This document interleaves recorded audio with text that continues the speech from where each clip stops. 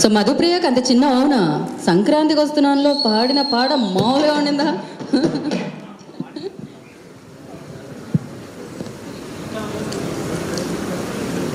Hello check. Hello అందరికీ నమస్కారం.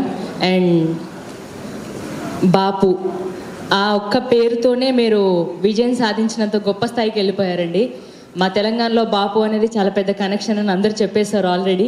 And ఈ పాట పాడే అదృష్టాన్ని, ఇంత మంచి మూవీలో ఈ పాట పాడే అదృష్టాన్ని నాకు కలిగించినందుకు ఆర్ఆర్ ద్రోణ్ అన్న థ్యాంక్ యూ సో మచ్.